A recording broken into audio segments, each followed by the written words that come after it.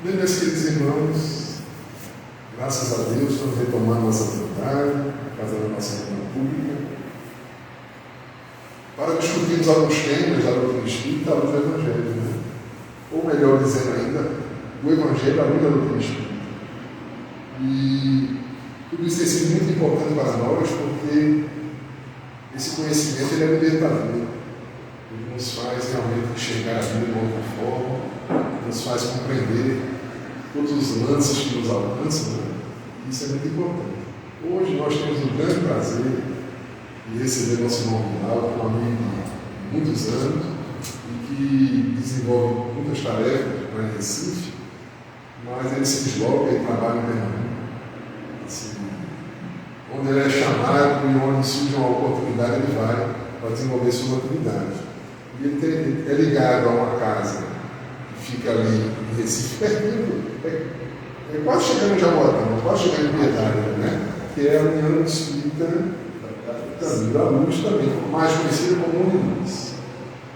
E também desenvolve atividades junto à Federação Espírita Pernambucana e à Comissão Estadual de Espiritismo. E hoje em dia as duas trabalham muito antenadas uma com a outra, que é para mim uma bênção, né? Unir forças para poder fazer o trabalho e cada vez mais adiante. Então ele está muito ligado à evangelização infantil, mas também desenvolve tarefas com os jovens, é ligado à AME, que é a Associação Médica Espírita, e por sinal o grupo se reúne na Uniluz mesmo, né? Eu lembro que Eduardo, né, falou para a gente que você desenvolve esse trabalho por lá. Então o pessoal do Instagram está chegando aí, nos acompanhando, então temos essa presença amiga do nosso irmão Rinaldo. E antes de passar a palavra, a gente vai ver aqui, recebendo essa mensagem aqui, que é a prece de Cáritas, que é bastante conhecida, mas fazia tempo que eu não ouvia. E aí eu recebi ela e eu vou ler essa mensagem para compartilhar. É uma prece muito bonita. É a prece de Cáritas, ela diz assim: Deus, nosso Pai, que sois todo poder e bondade, dai a força àquele que passa pela provação e dai a luz àquele que procura a verdade. Onde no coração do homem a compaixão e a caridade. Deus, dai ao viajor a estrela guia, ao aflito a consolação e ao doente o repouso. Pai, dai ao culpado o arrependimento, ao espírito a verdade, à criança o guia, ao órfão o pai. Senhor, que vossa bondade se estenda sobre tudo que criaste. Piedade, Senhor, para aqueles que não nos conhecem. Esperança para aqueles que sofrem.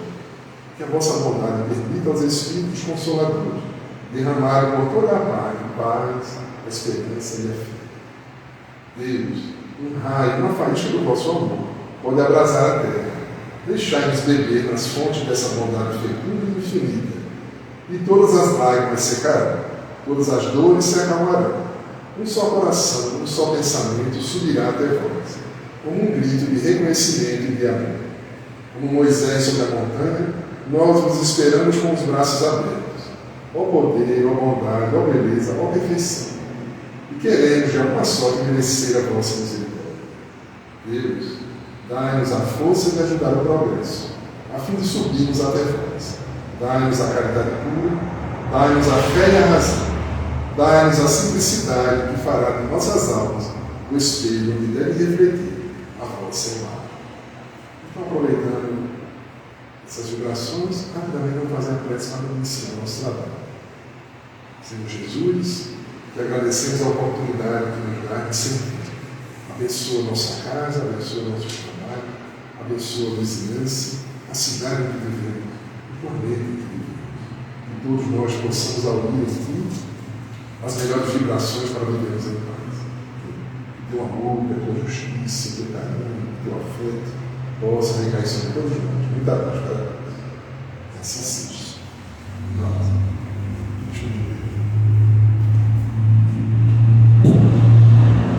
Queridos amigos e amigas, uma boa tarde aos que acompanham neste momento pelas mídias virtuais, que também, eventualmente, em momentos posteriores possam cair nesse dia. Nós agradecemos imensamente o convite e a oportunidade de aqui estar e saudamos a todos com a paz e o amor do nosso querido Mestre Jesus. Realmente, como dizemos para nós, é uma alegria imensa poder ter esse laço, essa oportunidade presencial, né? A gente teve um trabalho junto com a Maria Dolores lá durante as nossas necessidades de enclausuramento, né?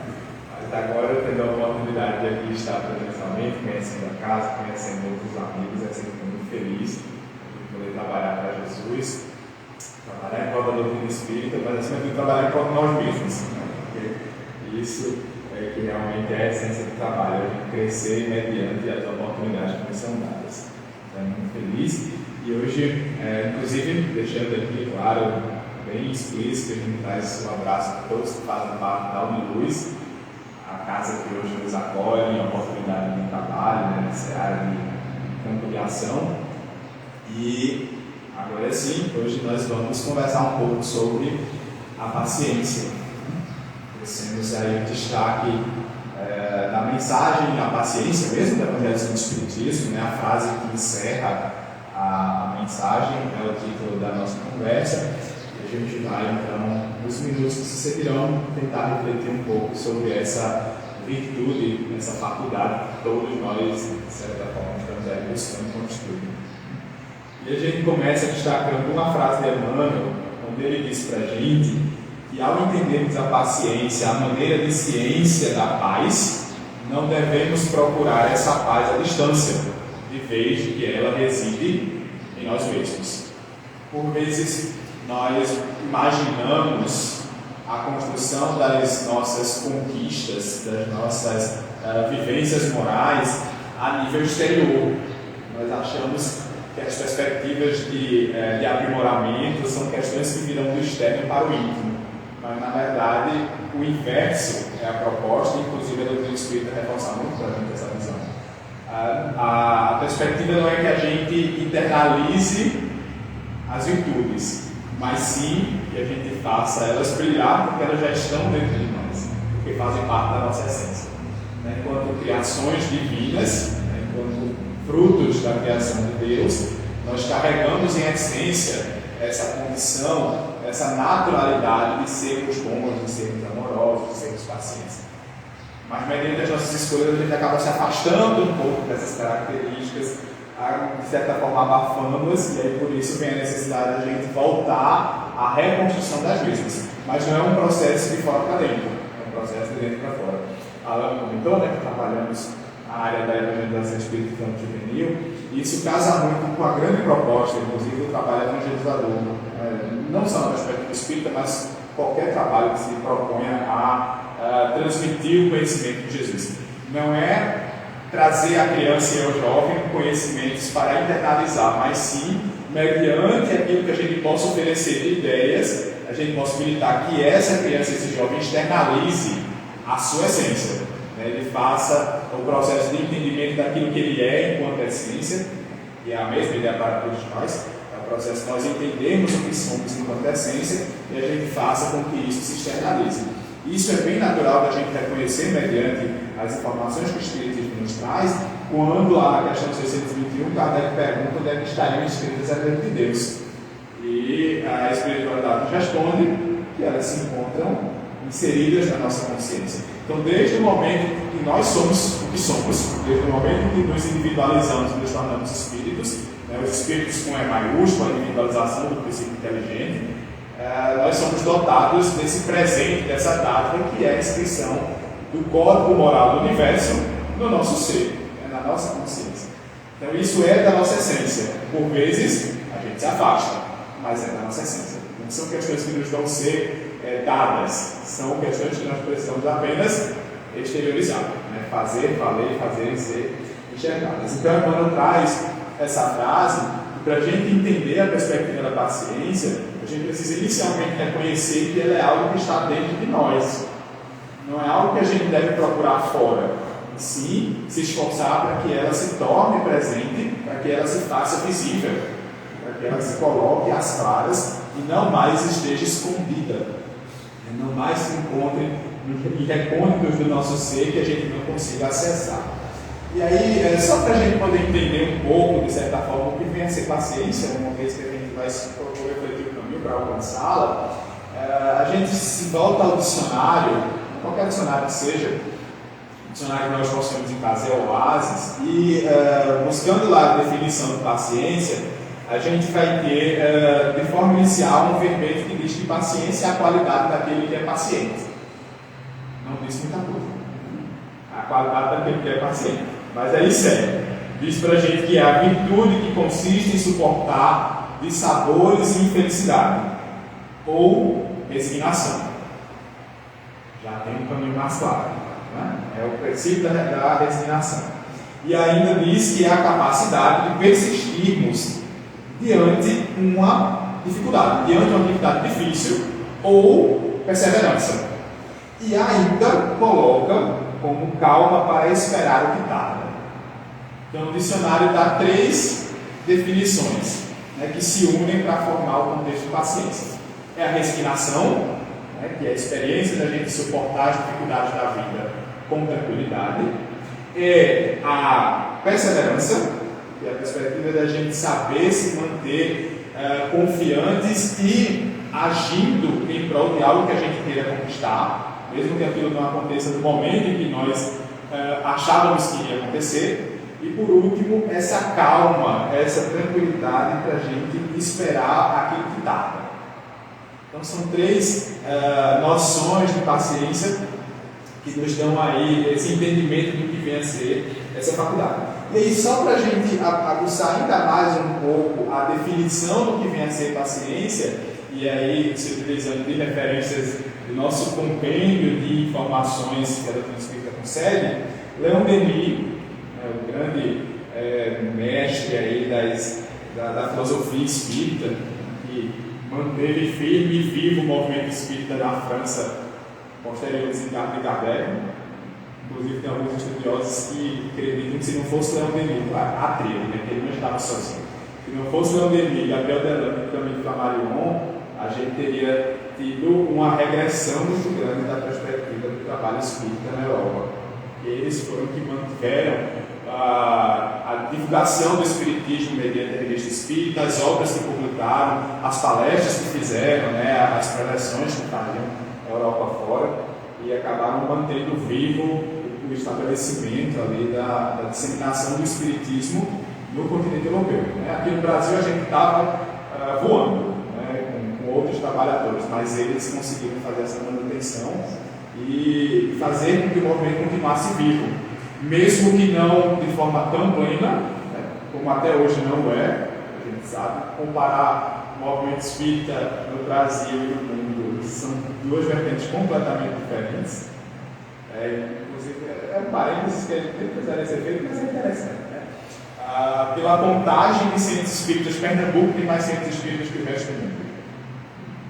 Nós temos mais de 420 centros espíritas adversos às federativas, né, que nós temos conhecimento, porque existem tantos outros que não são vinculados a nem à federação nem à comissão. Então nós temos mais de 420 casas espíritas, o que dá a soma, mais do que a soma de centros espíritas mundo afora. Né, porque a França tem registrado, acho que entre 9 e 14 casas espíritas, por aí vai. Então, essas 3 figuras tiveram esse papel da manutenção do movimento espírita para que ele ao menos sobrevivesse, continuasse ali para no futuro conseguir mais uma vez frutificar e fortificar como foi a época de Kardec.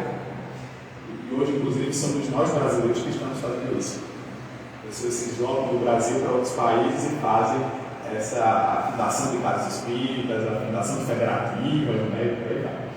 Então, Leon Denis, né, esse que é considerado inclusive o apóstolo do espiritismo, ele tem essa tecnologia que foi concedida a ele de presente, no livro Depois da Morte, ele vai dizer o seguinte: a paciência é essa qualidade que nos ensina a suportar com calma todos os aborrecimentos.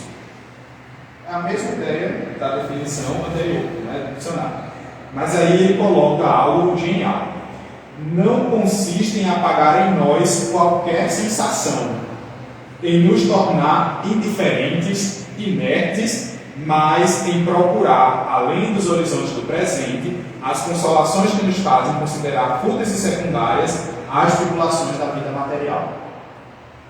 É genial essa ideia que o Denis levanta, porque ela nos faz entender que o paciente, a pessoa com paciência, não o paciente que está na condição de doente, né, ou de situação de necessidade de saúde, de auxílio de saúde, mas o paciente, aquele que tem paciência, aquele que se encontra na condição de estabelecimento da paciência, ele não é uma pessoa inerte às dores da vida. E às vezes as pessoas têm essa falsa interpretação de que para sermos pacientes, a gente precisa estar acima de qualquer tribulação, no intento de que essas tribulações não nos causem impactos. E não é essa a ideia. Porque as dores, as vicissitudes, os tormentos voluntários ou involuntários que acontecem ao longo da nossa jornada, inicialmente nos causam impressões físicas, fisiológicas. E a gente vai, a nível psicológico, a gente vai definir isso como sensações. Sensações ou emoções. São aquelas respostas imediatas que o nosso corpo traz, a nível neurofisiológico, a nível de transmissão de neurotransmissores, enfim, aquela resposta que é de imediato a qualquer situação que a gente tenha.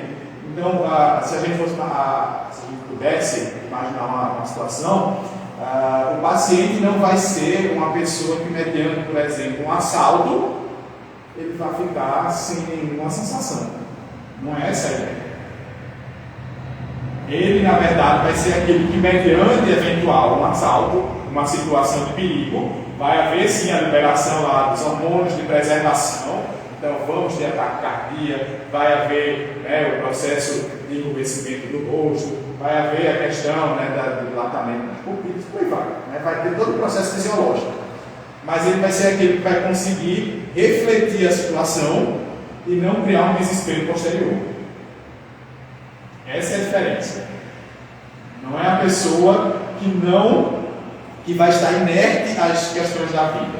Vai ser a pessoa que consegue, mediante as dificuldades da vida, discernir a forma como vai vivenciá-las. Essa é a perspectiva. É a diferenciação clara, que aí os estudos mais atuais psicológicos nos trazem, acerca do que vem ser sentimento e acerca do que vem a ser emoção. A emoção são assaltos iniciais que todos nós estamos suscetíveis a vivenciar.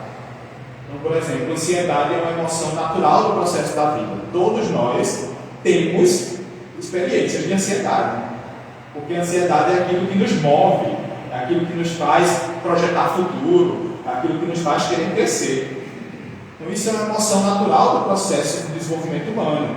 Todos nós possuímos. Só que existem aqueles que, mediante a ansiedade, desenvolvem o que a gente vai mencionar e nomear de transtorno geral da ansiedade. Aí isso já é um processo reflexivo da emoção e passa a se tornar um sentimento. Passa a se tornar algo que a pessoa abraça. Que ela vai ali, de certa forma, utilizar uma experiência um pouco mais longínqua. Não apenas mais aquela expressão momentânea. Vai se tornar algo perene. A mesma ideia, por exemplo, se a gente pensa os transtornos depressivos. Todos nós experienciamos ao longo da vida momentos depressivos. Experiências de depreciação a nível das sensações é natural. Nós temos as tristezas da vida, nós temos as perdas, nós temos, mesmo nós espíritos que reconhecemos a posteridade da existência, nós temos as separações momentâneas dos nossos parentes que nos causam sensações. Não tem como não causar, porque nós não somos inertes. Mas a forma como nós vamos reconhecer e entender esse processo vai fazer com que o nosso luto, por exemplo, a nossa experiência mediante a dor ou o sofrimento, ela se coloque momentânea ou ela se estenda. Ela seja um episódio depressivo ou ela se torne um transtorno depressivo. Ela se instale ali da depressão, que aí já entra todo o processo medicamentoso necessário da intervenção médica no processo. Então, o Leon Denis coloca para a gente essa perspectiva de que nós, enquanto pacientes, não seremos pessoas inertes. Nós iremos continuar vivenciando a experiência da vida, nós iremos continuar percebendo e sentindo as tribulações, os impactos que essas tribulações vamos causar, mas mediante a condição de entendermos, e ele coloca, né, essa visão, né, do futuro, a perspectiva de que por vezes a gente possa eventualmente querer ter um olhar muito pueril da existência. Então, mediante esse reconhecimento, a gente consegue administrar melhor aquela tribulação, entender melhor aquele sofrimento e conseguir experienciá-lo de forma, aí a gente volta até mesmo à definição do dicionário, resignável. Então, não é a pessoa que está isento das dores, até mesmo porque não existe nenhum escrito religioso promessa de isenção de dores. Em canto nenhum é isso. Inclusive, sabemos que, na verdade, é o oposto. É a significação de dizer que haverá dores, porque elas são necessárias ao processo evolutivo. Pelo simples fato de que o processo evolutivo é um processo de mudança, e toda mudança é um desconforto, não deixa de ser. A gente se acostuma com uma situação, mas chega um momento que a gente precisa abandonar ela para criar uma nova, e aí isso causa um desconforto. Fazer esse processo de deslocamento de experiência. Então é natural, não existe essa promessa em espaço nenhum de que nós não teremos dores. Mas existe sim uma promessa mediante as nossas próprias escolhas, mediante a própria forma como nós vamos reconhecer aquilo que nos é dado a nível do conhecimento, de que essas dores não nos causarão sofrimento. Essas dores não nos causar distúrbios permanentes, mediante a forma como nós iremos encará-las. E aí que entra todo esse processo da resignação. Até temos uma história que nós vivenciamos, inclusive na verdade é uma história muito famosa lá em Recife, talvez ela já tenha citado, que ele é de uma figura muito emblemática do movimento espírita lá da cidade, hoje já na parte espiritual, quer dizer, não sabemos, não sei que ele já tenha retomado a esfera física, mas a notícia que temos é que ele se encarnou, né? Que era seu Oscar, lá do Centro Espírita Daniel de Wenster, que é uma casa espírita que fica dentro do Hospital da Miroeira. Para quem não conhece o Hospital da Miroeira, é um hospital que há anos atrás era hospital de residência para portadores de hanseníase. As pessoas, numa época onde o tratamento de hanseníase ele era muito mais difícil do que é hoje, porque hoje se faz a nível ambulatorial, na sua própria cidade, acompanhado ali pelo médico do posto, né, da assistência de saúde da família. Mas antigamente não, né? As pessoas vinham do interior e acabavam ficando em residência lá em Recife, nesse hospital, que até hoje existe. Hoje ele está mais focado no tratamento de pessoas dependentes de álcool, né, alcoólicos. Mas aí era esse processo de residência dos portadores de hanseníase. E seu Oscar vivia lá, né? Seu Oscar era do interior, veio para Recife, e ele tinha uma hanseníase bem avançada, né? Ele cego, as cartilagens já quase corroídas, de orelha, de nariz, né? A parte externa, alguns buracos na pele. Nós, inclusive, conhecemos ele ainda enquanto católicos. Numa das visitas que fizemos lá com um grupo, minha avó era membro e já foi condenado. Mas depois de nos tornarmos espíritas, a gente lembrou dessa história que já foi contada, inclusive outros palestrantes da Recife também contam, porque é realmente uma história muito emblemática dele. E a gente lembrou dessa história, e aí a gente conseguiu entender a história, porque da primeira vez que tínhamos ouvido ainda católicos, ela não fez muito sentido, não. E conta a enfermeira, né, uma das responsáveis lá pelo cuidado na área de enfermagem do paciente, conta que na última semana, já bem próximo do desencarne de seu Oscar, ela entra no quarto, né, na casinha lá que ele residia, e pega ele meio que vislumbrando o horizonte, apesar de não enxergar fisicamente. E observa que estavam escorrendo lágrimas dos olhos. E aí, no auxílio, ela vai perguntar se ele estava com dor. E aí ela narra que ele olha, se desloca para ela e diz que sim, dói, mas dói o corpo, porque a alma é livre. Era um nível de conhecimento, um nível de profundidade espiritual do tamanho que aquelas dores físicas não mais causavam impacto a nível de sofrimento. A dor continuava ali, mas ela já não incomodava. Ele tinha esse entendimento, e aí é justamente a fala do Leon Denis.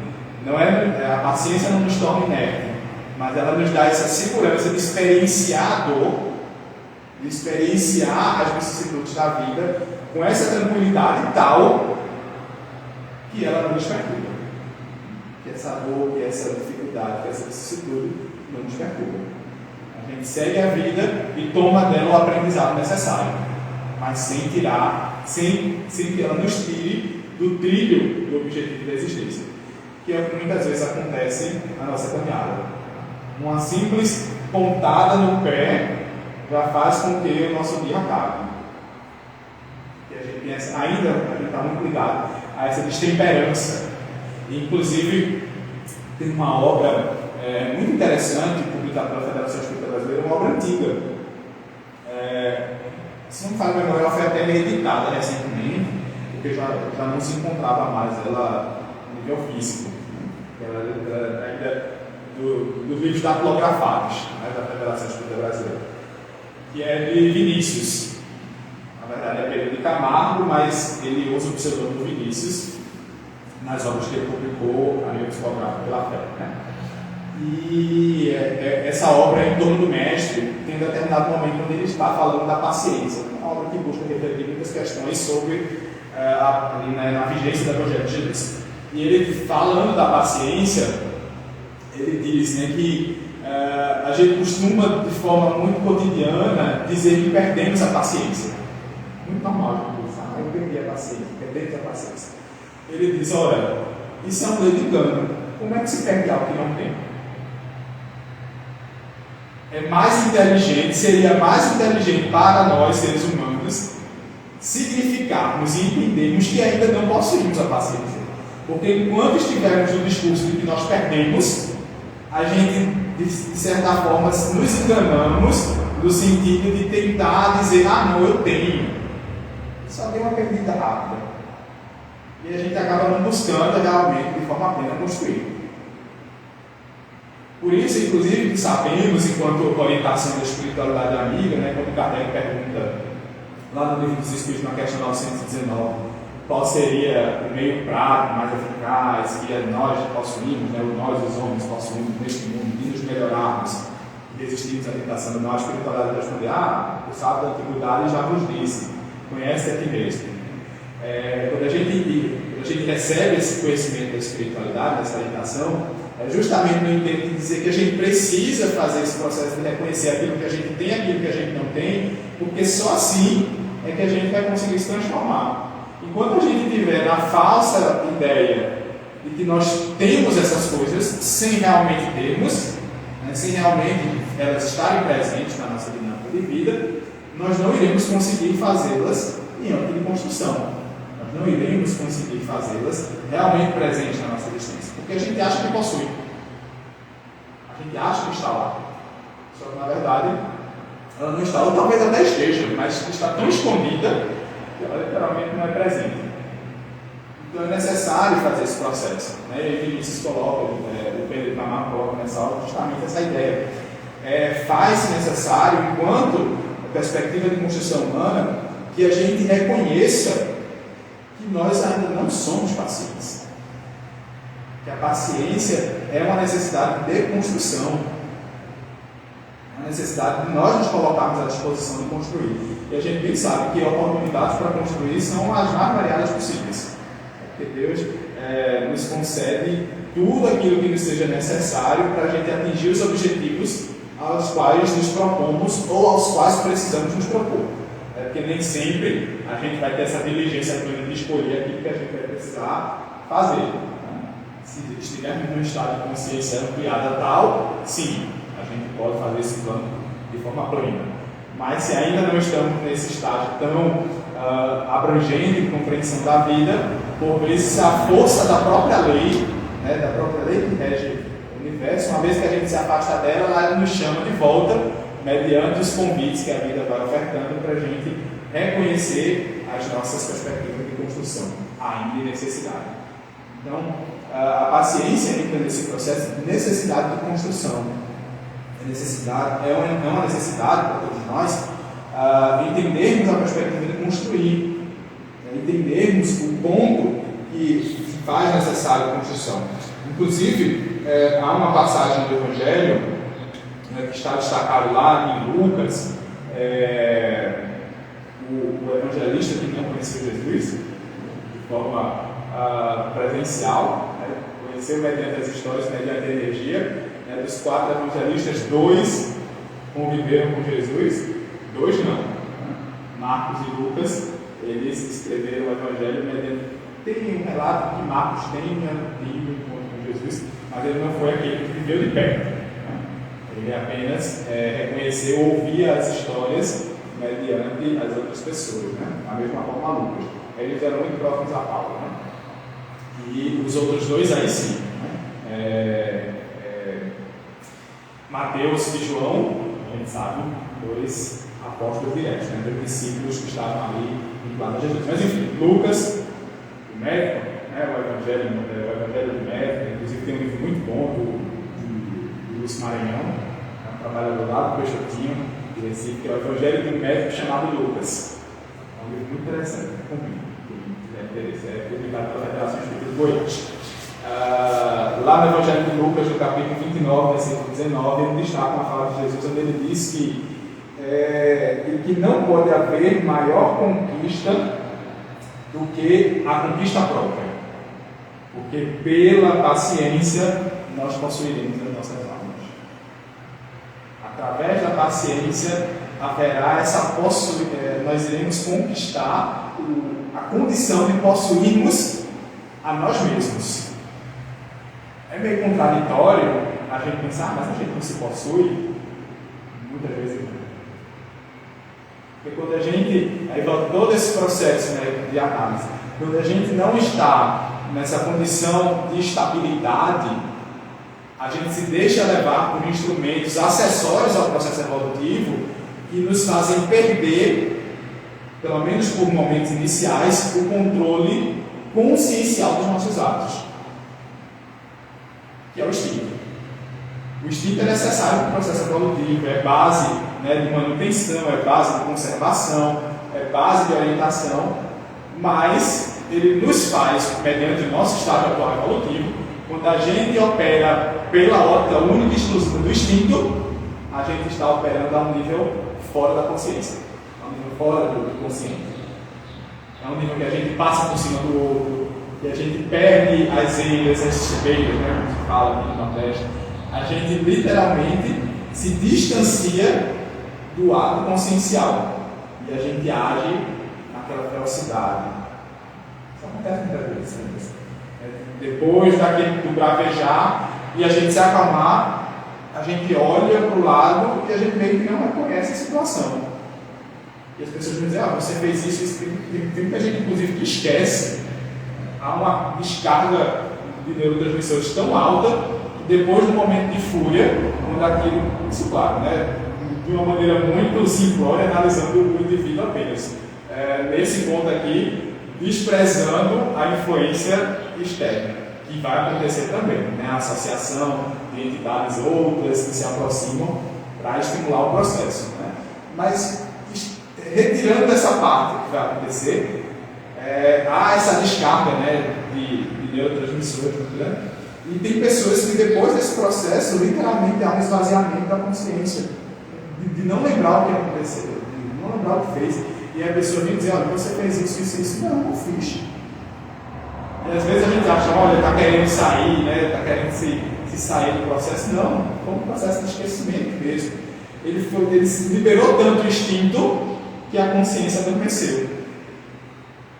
Tem um exemplo muito claro, não fazendo análise de experiência religiosa, claro, mas tem um exemplo muito claro de que existem esses momentos em que a gente libera determinadas situações, que a gente perde um pouquinho essa consciência ativa, que é as experiências mediúnicas dos nossos irmãos de matrizes africanas, das religiões de matrizes africanas.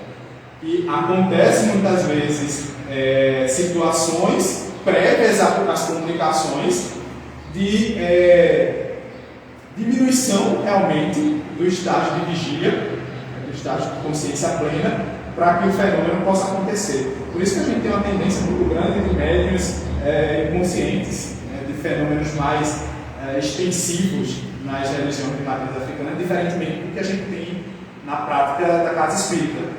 Porque ali, enquanto na casa espírita a proposta é que o médium esteja ali no estágio de consciência plena, né, concentrado, claro, para facilitar o processo mediúnico, mas consciente do processo. Você é dono do corpo, pelo menos momentaneamente, né, Deus concedeu, e você está fazendo usufruto, mas o corpo é seu, haja da forma que haja mediante essa ideia, que o corpo é seu. O espírito não pode fazer o que bem entender, ele não pode bravejar, ele não pode bater na mesa, você pode filtrar as palavras, porque você está emprestando o corpo para ele se comunicar. Não o contrário, você está emprestando. Então é esse estado de consciência plena. Já nas religiões, né, de matriz africanas, e aqui realmente não é crítica nenhuma, é só a experiência mesmo. Né? O que a gente vai acabar tendo são situações prévias de diminuição desse estado de consciência plena. Geralmente, dois são os mais comuns. Ou o uso do álcool, que é muito comum nos terreiros do candomblé, a utilização do álcool prévia às comunicações mediúnicas, ou então o rodopio, que também nos faz sair um pouco do estado de vigília plena. Né? Então, aquelas danças circulares muito voláteis, que a pessoa sai do estágio e aí o fenômeno acontece. Muitas vezes, sem a pessoa reconhecer o fenômeno acontecendo. É muito comum os médiuns das regiões matriz africanas e da Umbanda até terem esse eu não consigo controlar, eu não sei como é que o fenômeno acontece, porque não há esse trabalho da atenção plena. É a mesma ideia quando a gente coloca a nossa vida sob vigência única e exclusivamente do instinto. Já não faz parte mais do nosso processo. Nós somos seres individualizados no princípio inteligente, somos espíritos, né, com E maiúsculo na diferenciação gráfica que Kardec faz nas questões, né, onde ele pergunta a definição de espírito lá nos Espíritos, e portanto nós temos essa responsabilidade do autocontrole. O instinto servindo, claro, porque é ele que nos dá, como dissemos, toda essa ideia de se conservar, de se preservar, de se manter, e até mesmo de crescer e de progredir, porque ele está muito próximo, né, no âmbito da evolução, né, da disseminação dos caracteres e da busca por fazer com que esses caracteres se tornem cada vez melhores, para que a evolução aconteça. Mas ele não pode ser mais, na nossa condição, no nosso estágio atual, o fator principal do direcionamento da vida. E aí, quando a gente deixa que ele faça isso, quando a gente perde esse controle, mediante a gente se dispor, a gente se abrir para a raiva, para qualquer vicissitude, para qualquer experiência negativa na vida, a raiva, o egoísmo, a vaidade, o orgulho, né, qualquer desses vícios que todos nós ainda possuímos, claro, mas qualquer desses momentos em que a gente deixa o vício emergir de forma plena e tomar o controle, né, da carruagem, né, de nós, a gente entra nesse processo que o instinto assume e a gente meio que perde a liderança. E aí, essas situações que ocorrem que as pessoas dizem, mas eu não lembro, eu não fiz, eu jamais faria isso. Eu jamais faria isso. Não faz parte da minha personalidade. Talvez realmente não faça dessa personalidade de filtro, que é aquela que a gente deve deixar realmente acontecer, porque nós estamos ainda num momento de filtro. Nós estamos evoluindo, nós estamos crescendo, então a gente filtra muita coisa, a gente barra muita coisa. Tem uns estudos aprofundados que falam que um grande responsável por filtrar as nossas emoções é o chakra laríngeo. Justamente por ser o canal de ligação das respostas corporais ao cérebro, que é a conexão imediata com o perispírito e nós, né, o espírito, aquele que age de sobremaneira. Então ele fica aqui no âmbito de filtrar as emoções. Não à toa, quando a gente tem uma raiva muito grande, claro, primeiro começa aqui embaixo, né, porque são as sensações mais primitivas, começa aqui embaixo, mas vem dando aquele nó de garganta. E a gente sente aquilo como se fosse nos consumindo, porque está subindo, subindo, subindo, o laringe tenta bloquear, mas por vezes a gente liberou tanto o processo que aí ele não consegue conter. E aí vaza. Aí vaza para cima, quando vaza lá para a área do sistema nervoso, aí toma um corpo como todo, aí quando o instinto emerge. Então é importante a gente ter esse controle, né? Essa noção, primeiro, que o conhecimento liberta. Por mais que sejam, a gente pode pensar, conhecimento muito técnico, mas tudo na vida é técnica. Tudo na vida demanda técnica. Tudo na vida demanda técnica. Talvez o nosso grande erro é achar que não precisaria de técnica. O grande erro da maior parte de nós é achar que não, as coisas para pensar em caridade não é pensar numa técnica. Na nossa condição atual, é pensar numa técnica. Não à toa, os Espíritos respondem de forma bem didática o que seria a caridade mediante a vivência de Jesus. Há 3 frasezinhas, 3 direcionamentos muito claros e diretos. Porque nós estamos num período em que a gente ainda precisa de técnicas. Bezerra, certa feita, num dos congressos da Associação Médica Espírita, não daqui de Pernambuco, estávamos lá em São Paulo. Ele, numa comunicação, já lá no final do congresso, uma comunicação mediúnica, na mensagem ele deu um pensamento mais ou menos assim, que hoje a gente ainda precisa se esforçar por fazer o bem. O bem ainda é em nós um âmbito reflexivo, no sentido de a gente para, pensa, será que eu devo fazer? Será que eu não devo fazer? E se eu for fazer, eu vou fazer de que forma? Desse jeito, desse jeito, desse jeito. Então a gente elenca diversas situações, diversas possibilidades para fazer o bem. Então é algo que a gente ainda precisa pensar. Mas ele coloca, hoje a gente precisa pensar, hoje é algo que a gente ainda precisa refletir, para que no amanhã seja inato. Hoje a gente ainda precisa pensar, hoje a gente ainda para e reflete. Mas é mediante essa construção que o bem vai se tornar hábito. E uma vez que ele se tornar um hábito, ele fica inato. E a gente vai simplesmente fazer. A ideia é a mesma na construção da paciência ou de qualquer virtude que a gente pense. Hoje a gente ainda precisa dos hábitos, das técnicas, né, de mentalizar como é que na minha vida eu posso colocar isso em ação. Não à toa Santo Agostinho, né, na sequência lá da questão 919, quando ele vai dar a orientação de como proceder mediante a vigência do autoconhecimento, ele vai dizer, quando eu estava na Terra, todas as noites ao repousar, eu fazia o quadro geral do meu dia. O que é que eu fiz de bom, que eu preciso manter, e às vezes a gente diz, analisar aquilo que a gente já fez é ver o que é de ruim, que a gente tem que melhorar. Não, a gente também tem que ver o que a gente já fez de bom. Então, o que é que eu já fiz de bom que eu preciso manter?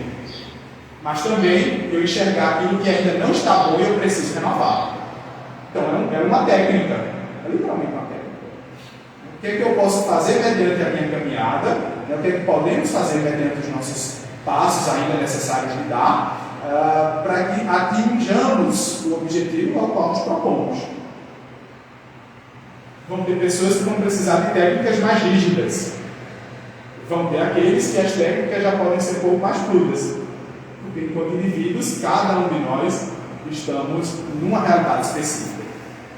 E, como bem sabemos, mediante a informação da espiritualidade, não há fatalidade, não há fato na existência. Se a gente for pensar e esticar muito a corda, a gente até poderia nomear 2 fatos. Do ponto de vista da vida material, então todos nós vamos desencarnar. Essa é uma certeza, o corpo ele é perene. E do ponto de vista da vida espiritual, que todos nós um dia alcançaremos a perfeição relativa que nos cabe. De resto, tudo é relativo. Porque nós somos indivíduos que caminhamos sobre a nossa individualidade. Então, existe, claro, um senso geral, uma lei geral, um senso comum, mas essa lei ela vai precisar caminhar de acordo com a nossa realidade específica. Eu não posso dizer que o caminho que Rinaldo vai precisar trilhar é o mesmo que Alain vai precisar trilhar. Porque nós temos realidades diferentes. O objetivo sim é o mesmo para todos nós. O objetivo é o mesmo. É mediante os ensinamentos que nos são concedidos, nós nos modificarmos, nós nos endireitarmos ao ponto de retornarmos à essência do que somos. Mas nesse processo de caminhada, cada um vai ter o poder de diligência da forma como vai querer fazer, diminuindo-a, deixando essa estrada da forma mais tranquila possível, mais tênue possível e mais rápida possível, mas também com aqueles que vão escolher fazer o caminho mais longo que possa ser feito. É o mais tortuoso, o mais difícil. É escolha, nós temos livre-arbítrio. Somos conscientes de livre-arbítrio. Então a gente precisa passar por esse processo de reconhecimento para que a gente vislumbre como devemos fazer na nossa caminhada, na nossa realidade, para adaptar as situações, para trazer o Evangelho, trazer as informações da doutrina espírita para o nosso senso de realidade. A gente fala muito isso, mais uma vez, citando a evangelização espiritual juvenil, a gente fala muito isso na evangelização. A evangelização precisa ser contextualizada. Não faz sentido eu falar do Evangelho apenas citando o texto para uma criança e para um jovem, por exemplo. Eu preciso trazer aquilo na vivência dele. Como é que isso se coloca no seu dia a dia? Eu vou poder falar de Evangelho da mesma forma, claro, a mensagem é a mesma, mas ele vai ter o mesmo âmbito de ação no hospital e no presídio? Não, são espaços diferentes. São espaços completamente diferentes. A forma como eu vou lidar com um presidiário que está vulnerável, né, que cometeu um crime, ela precisa ser apropriada para ele. Da mesma forma vai ser como é que eu vou lidar com um doente, muitas vezes ali em fase terminal, também vai ter que ser apropriado para ele. A mensagem é a mesma, mas a gente contextualiza. E o exemplo maior de contextualização é o próprio Jesus, que trouxe um conhecimento que a gente sabe, não é de criação dele, que é a lei divina, não são de criação de Jesus, são leis soberanas que sobreexistem desde todos os tempos. Mas Jesus trouxe aquelas leis que já vinham sendo trabalhadas ao longo dos períodos da humanidade e ele contextualizou aquelas leis para que elas se tornassem plenamente entendíveis às pessoas. Como é que ele fez isso? As parábolas, que eram situações cotidianas. Jesus trouxe as leis divinas no cotidiano das criaturas. Trazia a situação dos párias sociais, mediante as histórias, colocava esses párias em figuração de equiparação aos judeus.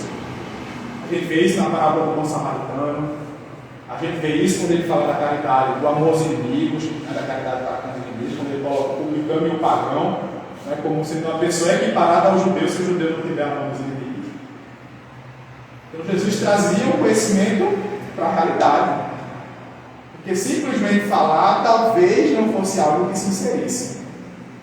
Uma ou outra pessoa captaria a ideia, mediante a sua madureza espiritual. Mas o grande conjunto iria perder a proposta.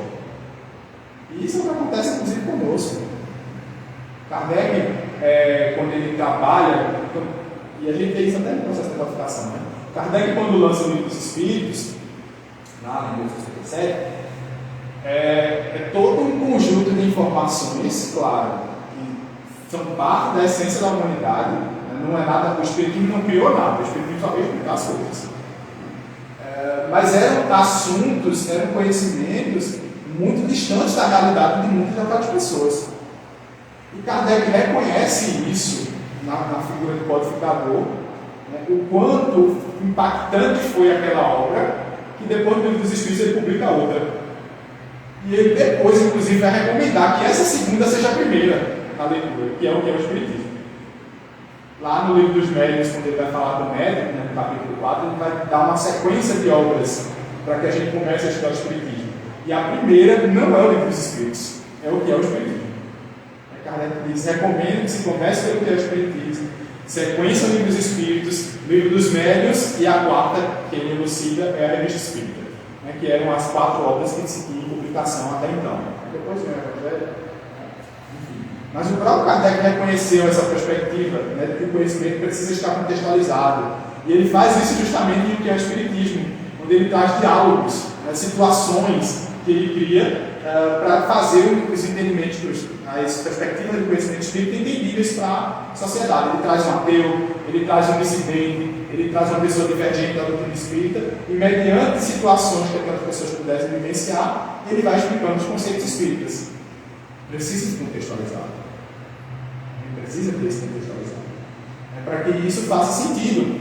Então a gente recebe o conhecimento, e essa é a grande proposta da doutrina, porque, acima de tudo, é uma doutrina libertadora, a doutrina espírita, e grande essência veio na proposta de nos libertar de eventuais amarras que outrora estávamos acostumados, e que por vezes até gostamos, porque são cômodas.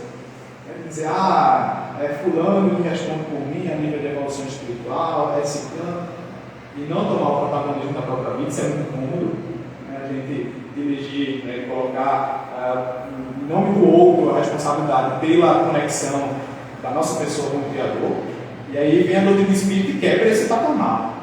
Diz, não, é você mesmo, somos nós mesmos os responsáveis pelo processo. Já não tem mais aquele que intermedia. É você, somos nós. Devemos assumir essa responsabilidade, entender o que precisamos fazer mediante o nosso estado atual, mediante a nossa condição atual, e a gente consiga discernir o que tal ou tal caminho vai nos oferecer. Não existe, ontem até falávamos de felicidade, né, lá na Caraty, no âmbito de felicidade existe uma regra geral. Quando Kardec perguntou aos espíritos, existiria uma felicidade? Existe. Se a gente for pensar, a nível material, o posto necessário, e a nível espiritual, a consciência tranquila e a fé no futuro. São 3 pontos que garantiria a estabilidade no âmbito de vista de conquista dos caminhos para atingir a felicidade. Mas quando a gente fala das outras virtudes, não existe um caminho certo que há de nos levar para aquilo. Um caminho certo no sentido de uma regra estatutária que diga o que é que a lã literalmente precisa fazer na sua existência. Existe um caminho amplo. E o caminho amplo é aquilo que Jesus nos levou a nível de prática, né? Porque o ensinamento já existia. Né? Por vezes as pessoas dizem, Jesus falou, ama a Deus sobre todas as coisas, é o próximo nascimento. Jesus não falou isso. Jesus reforçou, porque inclusive Emmanuel vai nomear isso como regra áurea. Está presente em todos os escritos sagrados.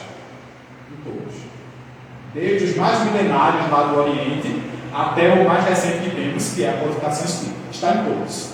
Jesus, claro, reforçou. Ele bateu muito na tecla. Ele dizia, ama o próximo primeiro, ama a Deus sobre todas as coisas, ama o próximo primeiro, Deus sobre todas as coisas. Mas não foi a primeira vez que a humanidade ouviu essa orientação. Não foi. Inclusive, a gente vê isso muito destacado quando Jesus conversa com o doutor da lei na prévia da parábola do samaritano. Também está no Evangelho de Lucas, no capítulo 10, versículo 25 a 37. Quando o doutor da lei pergunta o que precisa fazer para ser salvo, Jesus, no âmbito da educação, retruca. O que é que diz a lei? Você está perguntando, você é o doutor da lei, o que é que diz a lei? E aí o doutor da lei diz, amarás a Deus sobre todas as coisas, é o próximo a ti mesmo. Então estava lá, estava na Torá. Não é algo que Jesus trouxe pela primeira vez.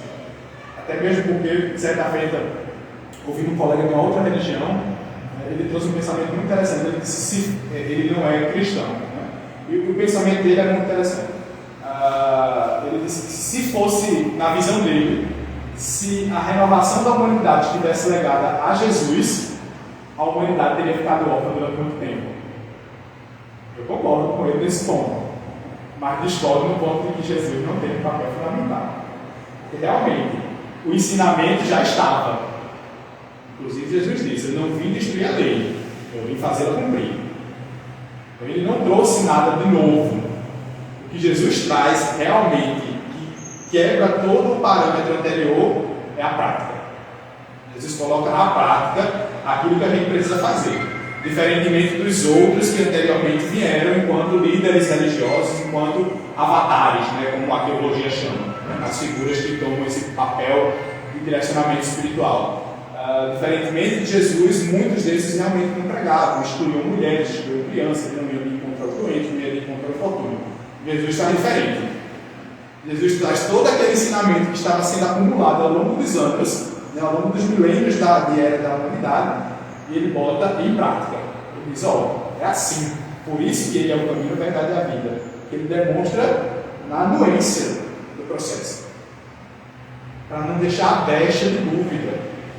E ainda promete o Consolador que ia deixar as coisas ainda mais claras. Se restasse alguma dúvida da forma como ele fez, que a gente sabe, restou muito, não à toa. Né? A história do cristianismo depois da ida de Jesus teve seus altos e baixos muito significativos. Então Jesus promete um Consolador que ia de forma plena aclarar o processo. Mas não foi a vinda da mensagem em totalidade. Porque realmente, aí eu concordo com a fala que disse no colega. Se assim fosse, a humanidade teria ficado órfã durante muito tempo. A gente teria série de tiroteio, sem direcionamento nenhum. Então, quando a gente vai ter todo esse processo lá de direcionamento, na palavra dos matando, vai ter essa perspectiva do caminho que deveríamos seguir, do amar Deus sobre todas as coisas, do próximo sendo reforçado por Jesus, mas não trazido de forma imediata por Jesus. Mas aí fica essa perspectiva do trabalho, da dinâmica do que a gente precisa fazer, nesse âmbito de regra geral, a gente sabe. Essa conduta de construção moral. Esse é o senso comum para todos nós. Agora, como essa conduta vai ser construída, isso cabe à individualidade. E mais uma vez, cada um de nós temos as necessidades específicas de construção mediante aquilo que já construímos e mediante aquilo que ainda não foi construído. Então não tem como a gente criar um caminho padrão para todo mundo, dizer dessa forma você vai conquistar a paciência. Não tem como. Porque cada um de nós estamos no estágio de evolução diferente. Agora o que nós sabemos é que a gente precisa, e aí são as orientações, esse processo de reconhecimento de si, esse processo de imaginar os caminhos que nós devemos trilhar, e aí literalmente pensar nas técnicas, pensar nas formas e nos parâmetros que nós podemos reconhecer. E acima de tudo, esse processo de a gente abraçar a experiência da vida, literalmente da forma como ela precisa ser entendida, como uma oportunidade redentora de nós mesmos. Uma oportunidade de nos fazermos melhores. Não como uma oportunidade de resgatarmos erros do passado, que a gente se distancia dessa ideia. Quando a gente fica associado à visão que a gente está aqui para pagar erro do passado, a gente esquece a potencialidade daquilo que a gente pode ser lá na frente. Que esse realmente é o objetivo. Quando Kardec pergunta qual seria o objetivo da encarnação, na questão 132, os espíritos, em meio a muitas palavras, respondem que é caminhar para a perfeição. Não é pagar os equívocos do homem, mas sim construir os acertos do amanhã. Esse é o objetivo da gente estar aqui. Se eventualmente nesse processo a gente precisar parar uma aresta, façamos. Mas que a gente entenda que não é esse o objetivo pleno do existir, não é o objetivo pleno da encarnação. E nesse ínterim, que a gente possa utilizar tudo aquilo que nos seja ofertado para ter essa tranquilidade de experienciar os convites que nos são feitos de aprendizado da forma oportuna como a gente deve vivenciá-los. Não se desesperando, não tomando as dores como castigo, mas na verdade, como diz a própria mensagem do Evangelho segundo o Espiritismo, a título da paciência, entendendo-as como bênçãos. Bênçãos que nos fazem entender o objetivo do crescimento e, acima de tudo, bênçãos que nos direcionam aos caminhos que nós precisamos trilhar. E para a gente finalizar, a gente traz o destaque da mensagem do Evangelho segundo o Espiritismo, está lá no capítulo 9, o item 7º, o item que fala da paciência. É assinado por um espírito amigo, mas Divaldo chegou a citar que, por informação da espiritualidade, da própria Joana, quem escreveu esse item do Evangelho do Espiritismo foi ela. E diz o seguinte: a dor, é só um destaque, tá? O texto é um pouco mais. A dor é bênção que Deus envia a seus eleitos, não vos aflijais, pois quando sofreis, antes bem dizer de Deus, onipotente, que pela dor neste mundo vos marcou para a glória do céu. Sede pacientes, a paciência também é caridade, e deveis praticar a lei de caridade ensinada pelo Cristo enviado de Deus. Caridade que consiste na esmola dada aos pobres é a mais fácil de todas. Outra há, porém, mais penosa e, consequentemente, muito mais meritória, a de perdoarmos aos que Deus colocou em nossos caminhos para serem instrumentos do nosso sofrer e para nos porem à prova a paciência. Coragem, amigos, tendes no Cristo o vosso modelo. Mais sofreu ele do que qualquer um de vós, e nada tinha ele do que se penitenciar. Ao passo que vós tendes de expiar o vosso passado e, acima de tudo, nos fortalecer para o futuro. Serem todos pacientes, serem cristãos. Essa palavra resume. Que Jesus, nosso mestre e irmão, possa nos abençoar hoje.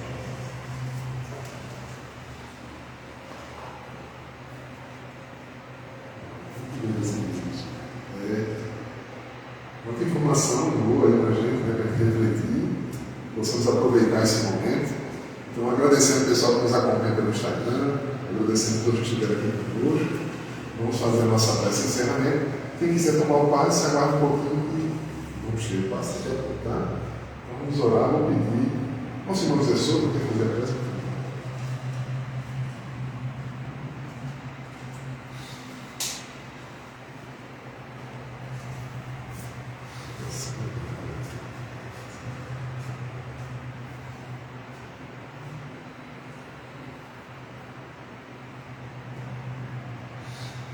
Senhor Jesus, meu Filho, mais uma vez nós temos reconhecimento por essa oportunidade de ver com mais abertura essas discussões que os nossos pastores têm há 2 anos atrás e que nós vemos brilhando devagarinho, sembrando com o auxílio dos nossos irmãos que estão todos nessa caminhada.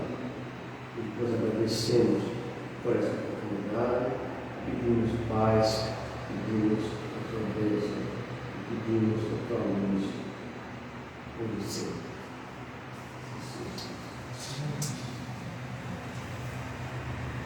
Então, meus irmãos, vamos finalizar essa primeira parte do nosso trabalho. Muita paz para todos.